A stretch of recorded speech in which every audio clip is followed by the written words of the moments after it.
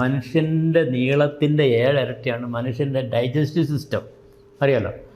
അപ്പോൾ നമ്മൾ non veg ഭക്ഷണം കഴിച്ചാൽ ഇത് എത്രമാത്രം സമയം എടുത്തിട്ടായിരിക്കും ഇത് ഡൈജസ്റ്റീവ് പുറത്തു പോകും.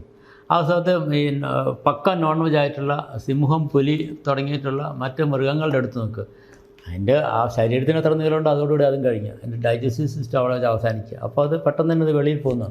അതുകൊണ്ട് അതിന് മറ്റ് ഇൻഫാക്റ്റ് അവർക്ക് മറ്റ് പ്രശ്നങ്ങളൊന്നും ഉണ്ടാകുന്നില്ല അത്തരം മൃഗങ്ങൾക്കൊന്നും.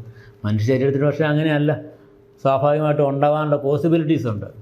പക്ഷേ നമ്മളൊരു എന്താണ് പറയുക, നോൺ വെജും വെജിറ്റേറിയനും രണ്ടും കഴിക്കുന്ന ആൾക്കാരാണ് മനുഷ്യ. ഇപ്പോൾ മനുഷ്യൻ്റെ ജന്മം പോലെ തന്നെ അവരങ്ങനെ പല ആൾക്കാരും കഴിച്ചുകൊണ്ടിരിക്കുന്നതാണ് പക്ഷേ മനുഷ്യർ നിർമ്മിക്കപ്പെട്ടത് വെജിറ്റേറിയൻസ് ആയിരുന്നു. ഇപ്പം നമ്മൾ പറയാൻ പാടില്ല, ആൾക്കാർ യൂസ്ഡ് ആയിട്ടുണ്ട് ഉള്ള കാരണം നോൺ വെജുമായിട്ട് യൂസ്ഡ് ആയപ്പോൾ നമ്മളിന്ന് അങ്ങനെയല്ല പറയുന്നില്ല. ഇഷ്ടമുള്ള നമ്മുടെ പുരാണങ്ങളിലൊക്കെ ബ്രാഹ്മിൻസും ഇപ്പൊ സ്വാമി വിവേകാനന്ദന്റെ ഫേമസ് ഒരു സ്റ്റേറ്റ്മെന്റ് ഉണ്ട്, during Vedic age 1 Brahmin used to polish of.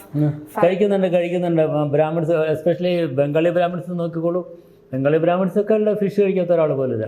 Maharashtra Brahmins നോക്കിക്കോളൂ, ഫിഷ് കഴിക്കാത്ത ഒരാൾ പോലില്ല. അവരൊക്കെ ഫിഷ് കഴിക്കുന്ന ആൾക്കാരാണ്. അപ്പം പിന്നെ അവർ കഴിക്കുന്നില്ല എന്ന് പറയുന്നില്ല.